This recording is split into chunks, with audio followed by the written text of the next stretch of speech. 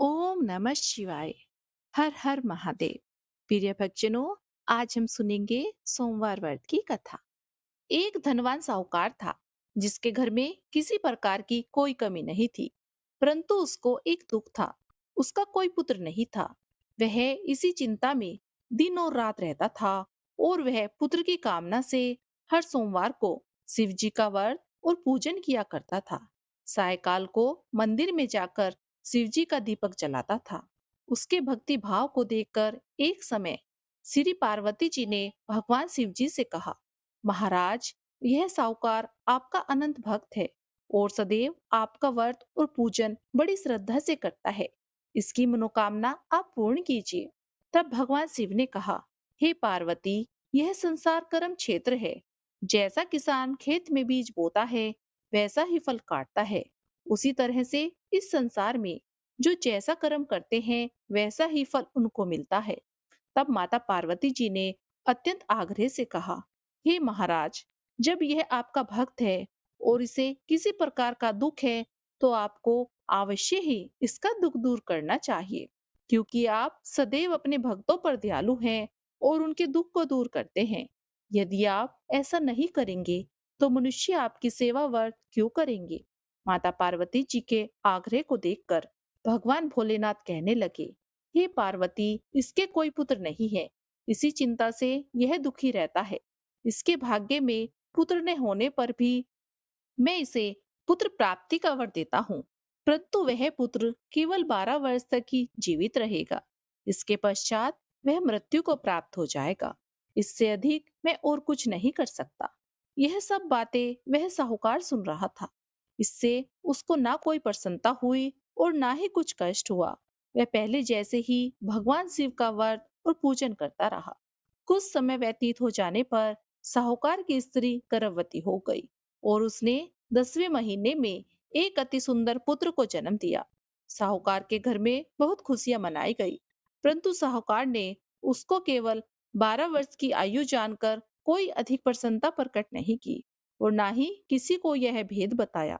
जब वह बालक 11 वर्ष का हो गया, तो उस बालक की माता ने उसके पिता से विवाह आदि के लिए कहा, परंतु साहूकार कहने लगा, मैं अभी इसका विवाह नहीं करूंगा और पढ़ने के लिए काशी भेजूंगा। फिर साहूकार ने अपने साले अर्थात उस बालक के मामा को बुलाकर उसको बहुत सारा धन देकर कहा, तुम इस बालक को काशी में पढ़ने के लिए ले जाओ और रास्ते में जिस स्थान पर भी जाओ, वहां यज्ञ कराते जाना और ब्राह्मणों को भोजन कराते जाना। वे दोनों मामा और भांजे सब जगह यज्ञ कराते और ब्राह्मणों को भोजन कराते हुए जा रहे थे। रास्ते में उनको एक शहर पड़ा। उस शहर के राजा की कन्या का विवाह था और दूसरे राजा का लड़का जो विवाह कराने के लिए बारात लेकर आया था, वह एक आंख से काना था।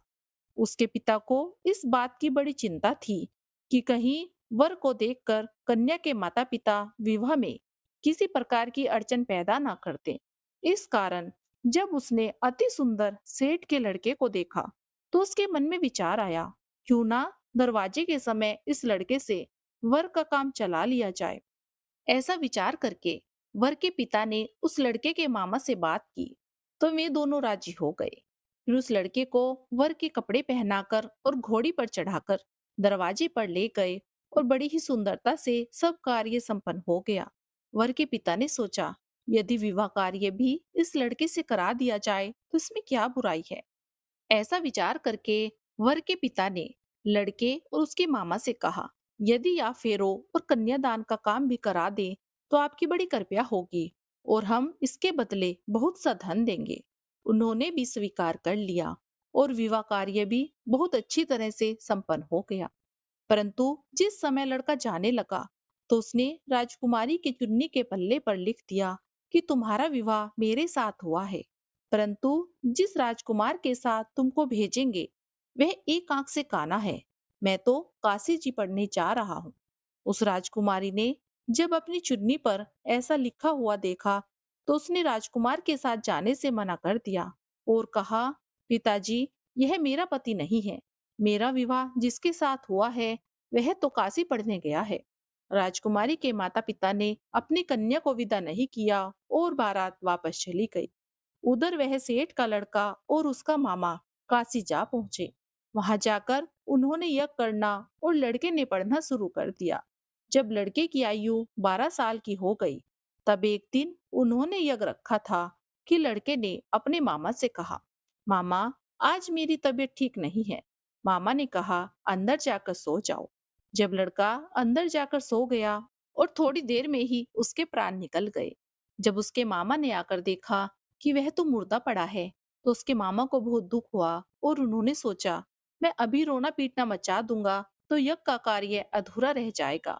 अतः उन्होंने जल्दी से यज्ञ का कार्य समाप्त करके ब्राह्मणों के जाने के बाद रोना पीटना आरंभ कर दिया।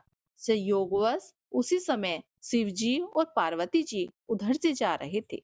पार्वती जी कहने लगी, महादेव, कोई दुखियारा रो रहा है, इसके कष्टों को आप दूर करो। तब भगवान शिव बोले, हे देवी, इसकी आयु इतनी ही थी, सो यह भोग चुका है। माँ पार्वती ने कहा, महाराज, कृपया करके इस बालक को और आयु दे दो, नहीं तो इसके माता पिता तड़प तड़प कर मर जाएंगे। पार्वती जी के इस प्रकार बार बार आग्रह करने पर भगवान शिव जी ने उसे जीवन दान दे दिया और शिव जी की कृपा से लड़का जीवित हो गया। शिव जी और पार्वती जी कैलाश पर्वत पर चले गए। तब इस प्रकार यह करते हुए लड़का और उसके मामा अपने घर की ओर चल पड़े। रास्ते में उसी शहर में गए जहाँ उसका विवाह हुआ था और वहां जाकर भी उन्होंने यज्ञ किया। तो लड़के के ससुर ने उसे पहचान लिया और अपने महल में ले जाकर बड़ी खातिरदारी की और फिर बहुत सारा धन देकर दास दासियों सहित आदर पूर्वक लड़की और जमाई को विदा किया। जब वह अपने शहर के निकट आया तो मामा ने कहा, मैं पहले तुम्हारे घर जाकर सबको खबर करता हूँ। उस समय लड़के के माता पिता अपने घर की छत पर बैठे हुए थे।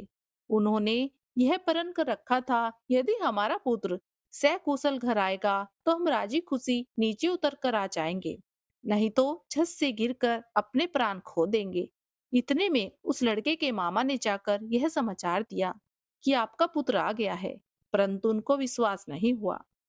तब उस लड़के के मामा ने शपथ पूर्वक कहा कि आपका पुत्र अपनी पत्नी के साथ बहुत सारा धन लेकर आया है।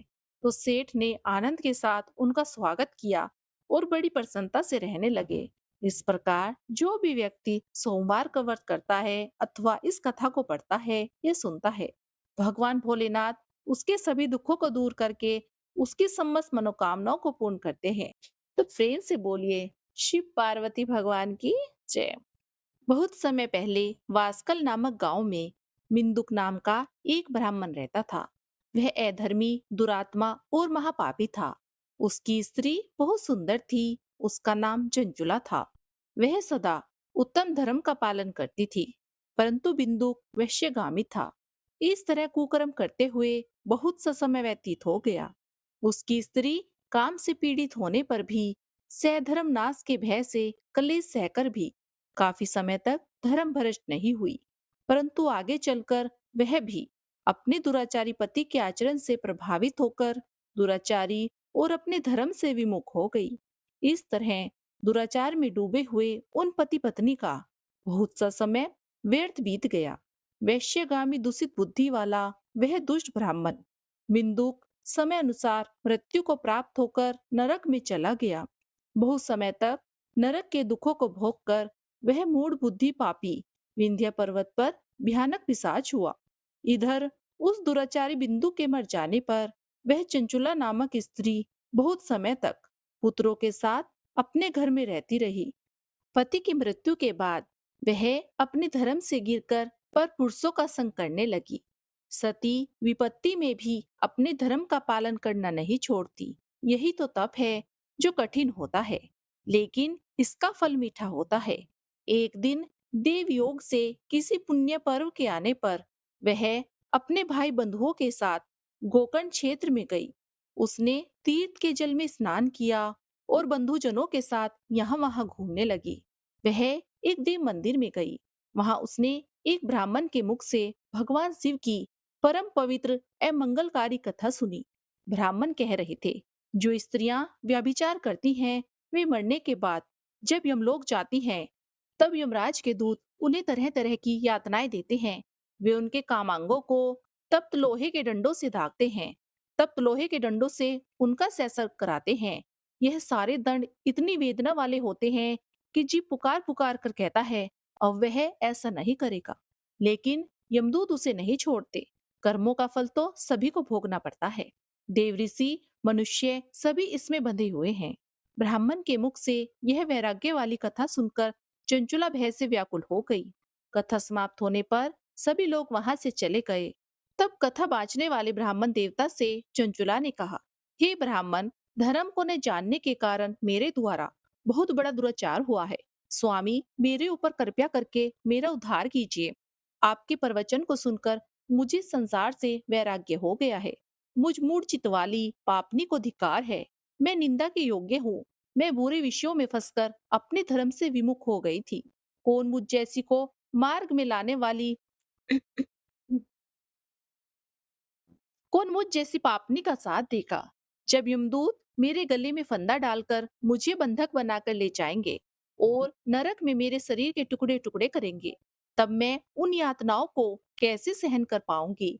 मैं सब प्रकार से नष्ट हो गई हूँ, क्योंकि अभी तक मैं हर प्रकार के पाप में डूबी रही। हे ब्राह्मण, आप मेरे गुरु हैं, आप ही मेरे माता पिता हैं। मैं आपकी शरण में आई हूँ। मुझे अब लगा, आप उद्धार कीजिए। अब इस प्रकार विलाप करती हुई चंचुला ब्राह्मण देवता के चरणों में गिर पड़ी। तब ब्राह्मण ने उसे कृपया पूर्वक उठाया और इस प्रकार कहा, नारी, तुम सौभाग्यशाली हो जो भगवान शंकर की कृपया से तुमने वैराग्यपूर्ण यह कथा सुनी है और कथा को सुनकर समय से अपनी गलती का एहसास कर लिया है। तुम डरो मत और भगवान शिव की शरण में जाओ। उनकी परम कृपया से तुम्हारे सभी पाप नष्ट हो जाएंगे। मैं तुम्हें भगवान शिव की कथा सहित वह मार्ग बताऊंगा जिसके द्वारा तुम्हें सुख देने वाली उत्तम गति प्राप्त होगी। शिव कथा सुनने से तुम्हारी बुद्धि शुद्ध हो गई है और तुम्हें पश्चाताप हुआ है तथा मन में वैराग्य उत्पन्न हुआ है। पश्चाताप ही पाप करने वाले पापियों के लिए सबसे बड़ा प्रायश्चित है। जो मनुष्य अपने कर्म के लिए प्रायश्चित नहीं करता, वह उत्तम गति प्राप्त नहीं करता, परंतु जिसे अपने कुकृत्य पर हार्दिक पछतावा होता है, वह अवश्य ही उत्तम गति का भागीदारी होता है। इसमें कोई शक नहीं है। शुद्ध चित्त में ही भगवान शिव और माता पार्वती का वास होता है। वह शुद्ध आत्मा पुरुष सदा शिव के पद को प्राप्त होता है। इस कथा का श्रवण सभी मनुष्यों के लिए कल्याणकारी है, अतः इसकी आराधना और सेवा करनी चाहिए। हे ब्राह्मण पत्नी, तुम अन्य विषयों से अपने मन को हटाकर भगवान शिव की इस परम पावन कथा को सुनो। इससे तुम्हारी चित्त की शुद्धि होगी और तुम्हें मोक्ष की प्राप्ति होगी। जो मनुष्य निर्मल हृदय से भगवान शिव के चरणों का चिंतन करता है, उसकी एक ही जन्म में मुक्ति हो जाती है। यह कहकर वे ब्राह्मण चुप हो गए। उनका हृदय करुणा से भर गया। वे ध्यान में मगन हो गए। ब्राह्मण का यह उपदेश सुनकर चंचुला के नेत्रों में आनंद के आंसू छलक आए। वह हर्ष भरे हृदय से ब्राह्मण देवता के चरणों में गिर गई और हाथ जोड़कर बोली, मैं कथार्थ हो गई हूँ। हे ब्राह्मण, शिव भक्तों में श्रेष्ठ स्वामी, आप धन्य हैं। आप परमार्थदर्शी हैं और सदा परोपकार में लगे रहते हैं। साधु, मैं नरक के समुद्र में गिर रही हूँ। कृपया करके मेरा उद्धार कीजिए। जिस पौराणिक और अमृत के समान कथा की बात आपने की है, उसे सुनकर ही मेरे मन में वैराग्य उत्पन्न हुआ है। उस अमृतमय कथा को सुनने के लिए मेरे मन में बड़ी श्रद्धा हो रही है। कृपया आप मुझे उस कथा को सुनाइए। उसे सुनने की मेरे मन में अपार इच्छा है। कथा सुनने की इच्छा मन में लिए हुए चंचुला उन ब्राह्मण देवता की सेवा में वहीं रहने लगी। उस गोकर्ण नामक महाक्षेत्र में उन ब्राह्मण देवता के मुख से चंचुला भगवान शिव की भक्ति, ज्ञान और वैराग्य बढ़ाने वाली और मुक्ति देने वाली परम उत्तम कथा सुनकर कृतार्थ हुई। उसका चित्त शुद्ध हो गया। वह अपने हृदय में शिव के सगुण स्वरूप का चिंतन करने लगी। वह सदैव शिव सच्चिदानंदमय स्वरूप का स्मरण करती थी। इसके बाद अपना समय पूर्ण होने पर चंचुला ने बिना किसी कष्ट के अपना शरीर त्याग दिया। उसे लेने के लिए एक दिव्य विमान वहां पहुंचा। यह विमान शोभा साधनों से सजा था और शिव गणों से सुशोभित था। चंचुला विमान से शिवपुरी पहुंची। उसके सारे पाप धुल गए। वह दिव्य रूप धारनी दिव्यांगना हो गई। वह गौरांगी देवी मस्तक पर अर्धचंद्र का मुकुट और अन्य दिव्य आभूषण पहने शिवपुरी में पहुंची। वहां उसने सनातन देवता त्रिनेत्रधारी महादेव शिव को देखा। सभी देवता उनकी सेवा में भक्ति भाव से उपस्थित थे। उनकी अंग कांति करोड़ों सूर्य के समान प्रकाशित हो रही थी। 5 मुख और हर मुख में 3-3 नेत्र थे। मस्तक पर अर्धचंद्र आकार मुकुट शोभायमान हो रहा था। कंठ में नील चिन्ह, उनके साथ में देवी गौरी विराजमान थी, जो विद्युत पुंज के समान प्रकाशित हो रही थी। महादेव जी की कांति कपूर के समान थी। उनके शरीर पर श्वेत वस्त्र थे तथा शरीर श्वेत भस्म से युक्त था। इस प्रकार भगवान के परम उज्जवल रूप के दर्शन कर चंचुला बहुत प्रसन्न हुई। उसने भगवान को बारंबार प्रणाम किया और हाथ जोड़कर प्रेम, आनंद और संतोष से युक्त होकर विनती भाव से खड़ी हो गई। उसके नेत्रों से आनंद के आंसुओं की धारा बहने लगी। भगवान शंकर और भगवती गौरी उमा ने करुणा के साथ सौम्य दृष्टि से देखकर चंचुला को अपने पास बुलाया। गौरी उमा ने उसे प्रेम पूर्वक अपनी सखी बना लिया। चंचुला सुख पूर्वक भगवान शिव के धाम में उमा देवी की सखी के रूप में निवास करने लगी। एक दिन चंचुला आनंद में मगन उमा देवी के पास आई और दोनों हाथ जोड़कर उनकी स्तुति करने लगी। हे गिरिराज नंदिनी, स्कंद माता उमा, आप सभी मनुष्यों एवं देवताओं द्वारा पूजित तथा सम्मत सुखों को देने वाली हैं। आप शंभु प्रिया हैं। आप ही सगुना और निर्गुणा है। हे सचिनानंद स्वरूपा, आप ही प्रकृति की पोषक हैं। हे माता, आप ही संसार की सृष्टि, पालन और संहार करने वाली हैं। इस प्रकार की स्तुति कर चंचुला शांत हो गई। उसकी आंखों में प्रेम के आंसू उमड़ आए। तब शंकर प्रिया भक्त वात्सल्या उमा देवी ने बड़े प्रेम से चंचुला को चुप कराते हुए कहा, सखी चंचुला, मैं तुम्हारी इस स्तुति से प्रसन्न हूँ। बोलो, क्या वर मांगती हो? तब चंचुला बोली, हे गिरिराज कुमारी, मेरे पति बिंदु इस समय कहाँ है? उनकी स्थिति कैसी है, मुझे बताइए और कुछ उपाय कीजिए ताकि हम फिर से मिल सकें। हे महादेवी, मेरे पति एक शूद्र जाति वैश्य के प्रति आसक्त थे और पाप में ही डूबे रहते थे। गिरजा बोली, बेटी, तुम्हारा पति बिंदु पापी था। उसका अंत बड़ा भयानक हुआ। वैश्य का उपभोग करने के कारण वह मूर्ख नरक में अनेक वर्षों तक अनेक प्रकार के दुख भोग कर अवशेष पाप को भोगने के लिए विंध्य पर्वत पर पिशाच की योनि में रह रहा है और वह दुष्ट वही वायु पीकर रहता है और सब प्रकार के कष्ट सहता है। गौरी देवी की यह बात सुनकर चंचुला अति दुखी हो गई। फिर मन को किसी तरह स्थिर करती हुई दुखी हृदय से माँ गौरी से उसने एक बार फिर पूछा, हे महादेवी, मुझ पर कृपया कीजिए और मेरे पापी पति का अब उद्धार कीजिए। कृपया करके मुझे वह उपाय बताएं जिससे मेरे पति को उत्तम गति प्राप्त हो सके। गौरी देवी ने कहा, यदि तुम्हारा पति भगवान शिव की पुण्य में उत्तम कथा सुने तो वह इस दुर्गति को पार करके उत्तम गति का भागी हो सकता है। अमृत के समान मधुर गौरी देवी के यह वचन सुनकर चंचुला ने दोनों हाथ जोड़कर मस्तक झुकाकर उन्हें बार बार प्रणाम किया और प्रार्थना की कि मेरे पति को भगवान शिव की कथा सुनाने की व्यवस्था कीजिए। ब्राह्मण पत्नी चंचुला के बार बार प्रार्थना करने पर शिव प्रिया गौरी देवी ने भगवान शिव की महिमा का गान करने वाले गंधर्वराज तुमको बुलाकर कहा, तुम्हारी भगवान शिव से प्रीति है। तुम मेरे मन की सभी बातें जानकर मेरे कार्यों को सिद्ध करते हो, तो मेरी इस सखी के साथ विंध्य पर्वत पर जाओ। वहां एक महाघोर और भयंकर पिशाच रहता है। पूर्व जन्म में वह पिशाच बिंदुक नामक ब्राह्मण मेरी सखी चंचुला का पति था। वह वैश्यगामी हो गया था। वह स्नान, संध्या आदि नित्य कर्म छोड़कर अपवित्र रहने लगा। क्रोध के कारण उसकी बुद्धि भ्रष्ट हो गई। दुर्जनों से उसकी मित्रता बढ़ गई थी। सज्जनों से द्वेष बढ़ गया था। वह अस्त्र शस्त्र से हिंसा करता था, लोगों को सताता और उनके घरों में आग लगा देता था। चंडालों से दोस्ती करता और वह रोज वैश्य के पास जाता था। पत्नी को त्याग कर दुष्ट लोगों से दोस्ती कर उन्हीं के संपर्क में रहता था। वह मृत्यु तक दुराचार में फंसा हुआ था। मृत्यु के बाद उसे पापियों के भोग स्थान यमपुरी में ले गए। वहां घोर नरक को सहकर इस समय वह विंध्य पर्वत पर पिशाच बनकर रह रहा है और पापों का फल भोग रहा है। तुम उसके सामने पुण्य में पापों का नाश करने वाली भगवान शिव की दिव्य कथा का प्रवचन करो। इस कथा के सुनने से उसका हृदय भी सभी पापों से मुक्त होकर शुद्ध हो जाएगा और वह प्रेत योनि से मुक्त हो जाएगा। दुर्गति मुक्त होने पर उस बिंदु नामक पिशाच को तुम विमान पर बैठाकर भगवान शिव के पास ले आना। माँ उमा का आदेश पाकर गंधर्वराज तुमको प्रसन्नता पूर्वक अपने भाग्य की सराहना करते हुए चंचला को साथ लेकर विमान से पिशाच के निवास स्थान विंध्य पर्वत पर आ गए। वहां पहुंचकर उन्होंने विशाल आकृति वाले पिशाच को देखा। उसका शरीर विशाल था, उसकी ठोड़ी बड़ी थी।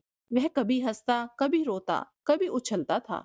महाबली तुमको ने बिंदुक नामक पिशाच को पासों में बांध लिया।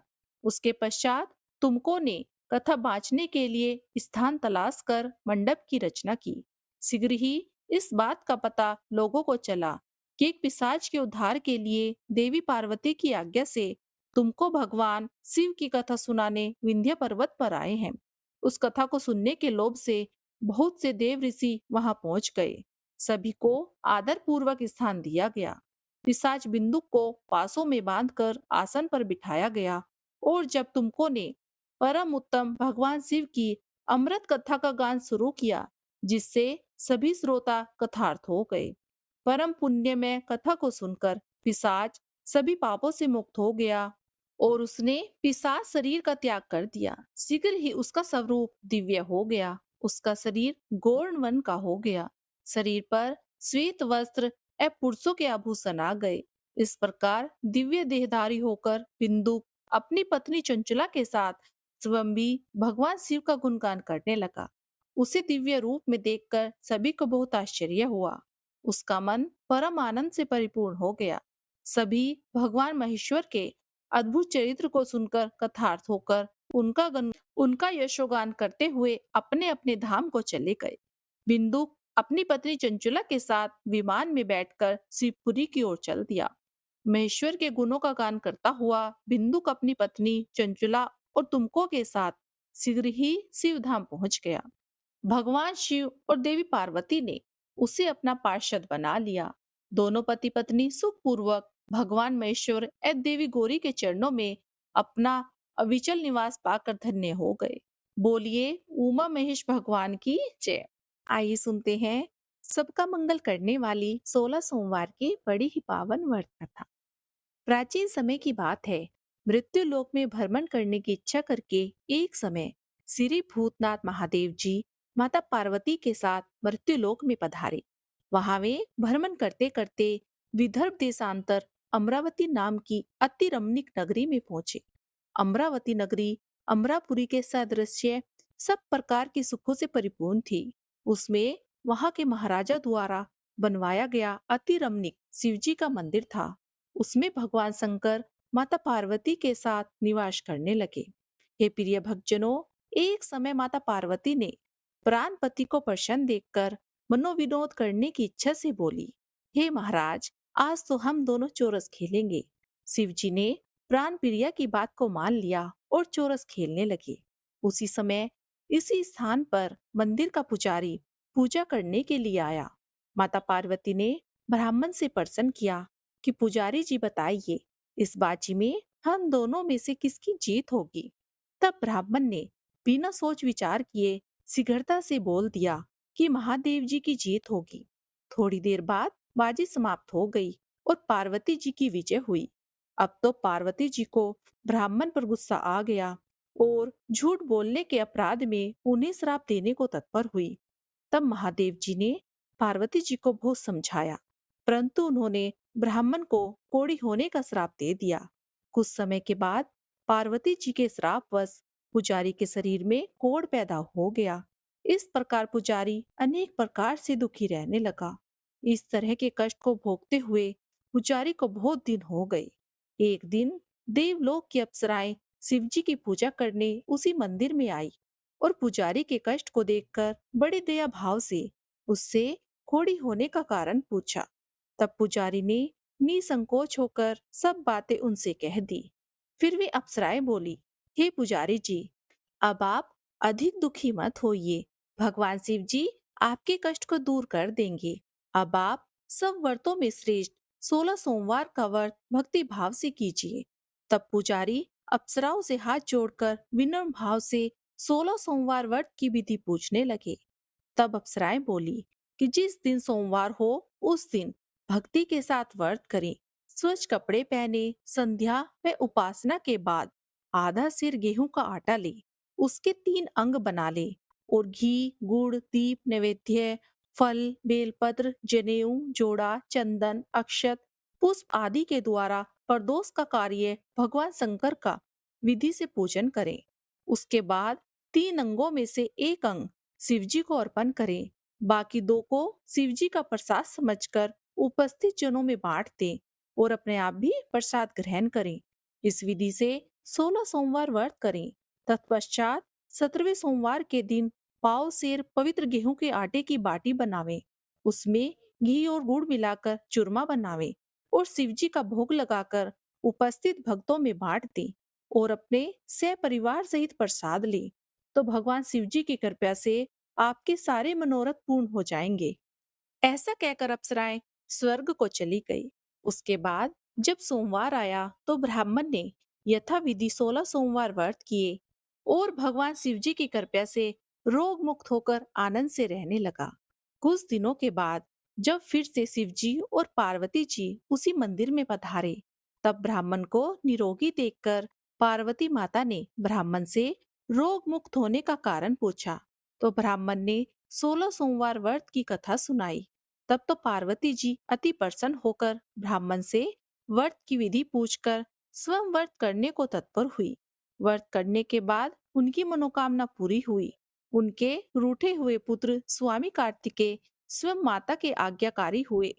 एक दिन कार्तिकेय जी को अपने विचार परिवर्तन का रहस्य जानने की इच्छा हुई और वह माता से बोले, हे माता जी, आपने ऐसा कौन सा उपाय किया जिससे मेरा मन आपकी ओर आकर्षित हुआ। तब पार्वती जी ने 16 सोमवार व्रत की कथा सुनाई। स्वामी कार्तिकेय जी बोले कि इस व्रत को मैं भी करूंगा, क्योंकि मेरा प्रिय मित्र ब्राह्मण बहुत दिनों से परदेश गया है। हमें उससे मिलने की बहुत इच्छा है। कार्तिकेय जी ने इस व्रत को किया और उनका प्रिय मित्र उनसे मिलने आ गया। मित्र ने इस आकस्मिक मिलन का भेद कार्तिकेय जी से पूछा, तो वे बोले, हे मित्र, हमने तुम्हारे मिलने की इच्छा करके 16 सोमवार के व्रत किए थे। अब तो ब्राह्मण मित्र को भी अपने विवाह की बड़ी इच्छा हुई। उसने कार्तिकेय जी से व्रत की विधि पूछी और यथाविधि व्रत किया। व्रत के प्रभाव से जब वह किसी कारणवश विदेश गया, तो वहां के राजा की लड़की का स्वयंवर था। राजा ने प्रण किया था कि जिस राजकुमार के गले में सब प्रकार श्रृंगारित हथनी माला डालेगी, मैं उसी के साथ अपनी पुत्री का विवाह कर दूंगा। शिव जी की कृपा से ब्राह्मण विश्वम्बर देखने की इच्छा से राज्यसभा में एक ओर जाकर बैठ गया। नियत समय पर हथनी आई और उसने जयमाला उस ब्राह्मण के गले में डाल दी। राजा की प्रतिज्ञा के अनुसार बड़ी धूमधाम से राजा की कन्या का विवाह उस ब्राह्मण के साथ हो गया और ब्राह्मण को बहुत सारा धन और सम्मान देकर संतुष्ट किया। अब वह ब्राह्मण सुंदर राजकन्या पाकर सुख से जीवन व्यतीत करने लगा। एक दिन राजकन्या ने अपने पति से प्रश्न किया, हे प्राणनाथ, आपने ऐसा कौन सा भारी पुण्य किया था जिसके प्रभाव से हथनी ने सब राजकुमारों को छोड़कर आपका वरण किया। फिर ब्राह्मण बोला, हे प्राण प्रिय, मैंने अपने प्रिय मित्र कार्तिकेय जी के कथन अनुसार 16 सोमवार का व्रत किया था, जिसके प्रभाव से मुझे तुम जैसी रूपवान पत्नी की प्राप्ति हुई। व्रत की महिमा को जानकर राजकन्या को बड़ा आश्चर्य हुआ और वह भी पुत्र की कामना करके व्रत करने लगी। शिव जी की दया से उसके गर्भ से एक अति सुंदर, सुशील और धर्मात्मा विद्वान पुत्र का जन्म हुआ। माता पिता दोनों उस देह पुत्र को पाकर अति प्रसन्न हुए और उसका लालन पालन भले प्रकार से करने लगे। जब वह पुत्र बड़ा हुआ तो बहुत समझदार हो गया। एक दिन उसने अपनी माता से प्रश्न किया, हे माता, आपने कौन सा तप किया जो मेरे जैसा पुत्र आपके गर्भ से उत्पन्न हुआ। फिर माता ने पुत्र का प्रबल मनोरथ जान के अपने किए हुए 16 सोमवार व्रत को विधि के साथ पुत्र के सामने बताया। पुत्र ने ऐसे सरल व्रत को सब तरह के मनोरथ पूर्ण करने वाला सुना तो वह भी इस व्रत को राज्य अधिकार पाने की इच्छा से हर सोमवार को यथाविधि करने लगा। उसी समय एक देश के वृद्ध राजा के दूतों ने आकर उसका एक राजकन्या के लिए वर्ण कर लिया। राजा ने अपनी पुत्री का विवाह ऐसे सर्वगुण संपन्न ब्राह्मण युवक के साथ करके बड़ा सुख प्राप्त किया। वृद्ध राजा के दिवगत हो जाने पर यही ब्राह्मण बालक गद्दी पर बैठाया गया, क्योंकि दिवगत राजा के कोई पुत्र नहीं था।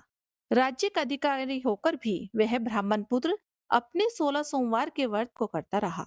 जब 17वां सोमवार आया तो उसने अपनी पत्नी से कहा, सब पूजन सामग्री लेकर शिव पूजा के लिए शिवालय में चलने के लिए कहा।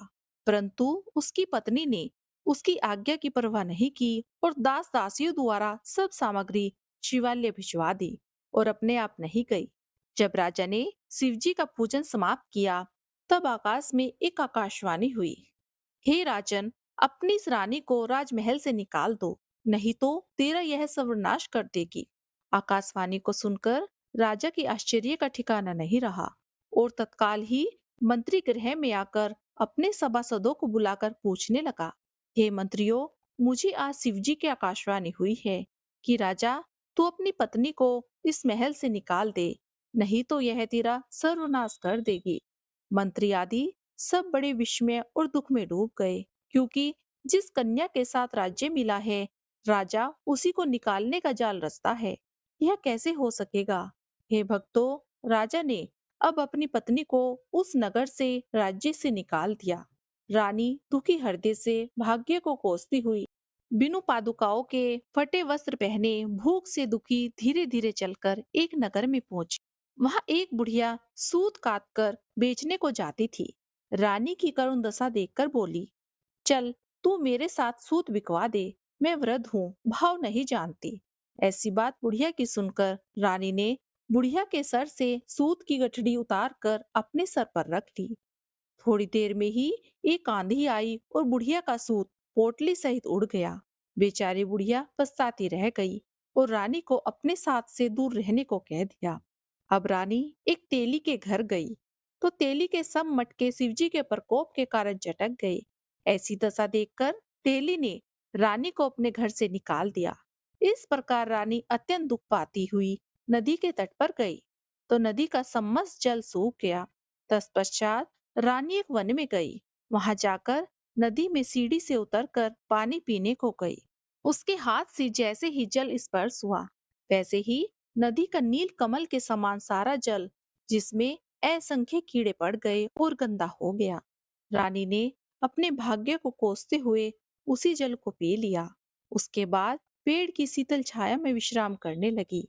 वह जिस पेड़ के नीचे जाती, उस पेड़ के पत्ते तत्काल ही गिरने लगते। वन की, सरोवर की और जल की ऐसी दशा देखकर गाय चराने वाले ग्वालों ने अपने गोसाई जी को जाकर यह बात बताई। गोसाई जी के आदेश अनुसार ग्वाले रानी को पकड़कर गोसाई जी के पास ले गए। रानी के मुख, कान और शरीर शोभा देखकर गोसाई जी समझ गए, कोई वक्त की मारी, कोई कुलीन अबला है। ऐसा सोचकर पुजारी जी ने रानी से कहा, हे पुत्री, मैं तुमको पुत्री के समान रखूंगा, तुम मेरे आश्रम में रहो, मैं तुमको किसी प्रकार का कोई कष्ट नहीं होने दूंगा। गोसाई जी के ऐसे वचन सुनकर रानी को धीरज हुआ और वह आश्रम में रहने लगी। परंतु आश्रम में रानी जो भोजन बनाती उसमें कीड़े पड़ जाते, जल भरकर लाती उसमें कीड़े पड़ जाते। अब तो गोसाई जी भी दुखी हुए और रानी से बोले, हे बेटी, तेरे पर कौन से देवता का कोप है जिससे तेरी ऐसी दशा है? पुजारी की बात सुनकर रानी ने शिवजी की पूजा करने न जाने की कथा सुनाई। तो पुजारी ने शिवजी महाराज की अनेक प्रकार से स्तुति करते हुए रानी के प्रति बोले, हे पुत्री, तुम सब मनोरथों को पूर्ण करने वाले 16 सोमवार का व्रत करो, उसके प्रभाव से अपने कष्ट से मुक्त हो सकोगी। गोसाई जी की बात सुनकर रानी ने 16 सोमवार व्रत को विधिवत संपन्न किया और 17वें सोमवार को विधि विधान से पूजन किया। पूजन के प्रभाव से राजा के हृदय में विचार उत्पन्न हुआ कि रानी को गए बहुत समय व्यतीत हो गया है, ना जाने कहाँ कहाँ भटकती होगी, उन्हें ढूंढना चाहिए। यह सोचकर राजा रानी को तलाश करने के लिए चारों दिशाओं में अपने दूत भेजता है। वे दूत तलाश करते हुए पुजारी जी के आश्रम में रानी को देखकर पुजारी जी से रानी को मांगने लगते हैं, परंतु पुजारी उनसे मना कर देते हैं। तो दूत चुपचाप लौट जाते हैं और आकर राजा के सम्मुख सारी बात बताते हैं। अब रानी का पता पाकर राजा स्वयं पुजारी के आश्रम में जाते हैं और पुजारी जी से प्रार्थना करते हैं कि हे महाराज, जो देवी आपके आश्रम में रहती है वह मेरी पत्नी है। शिव जी के कोप से मैंने इनका त्याग किया था। अब इस पर शिव जी का प्रकोप शांत हो गया है, इसलिए मैं इन्हें लेने आया हूँ। आप इन्हें मेरे साथ चलने की आज्ञा दें। हे भक्तजनों, गोसाई जी ने राजा के वचनों को सत्य समझकर रानी को राजा के साथ जाने की आज्ञा दे दी। गोसाई जी की आज्ञा पाकर रानी प्रसन्न होकर राजा के साथ अपने महल में आ गई। नगर में अनेक प्रकार के बाजे बजने लगे। नगरवासियों ने नगर के दरवाजों पर तोरण व बंधनवारों से विधिवत नगर को सजाया। घर घर में मंगल गान होने लगा।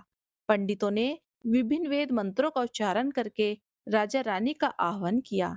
ऐसी अवस्था में रानी ने पुनः अपनी राजधानी में प्रवेश किया। महाराज ने अनेक तरह के ब्राह्मणों को दान आदि देकर संतुष्ट किया। याचकों को धन धान्य दिया। नगर में स्थान स्थान पर सदा व्रत खुलवाए, जहां भूखों को खाने को मिलता था।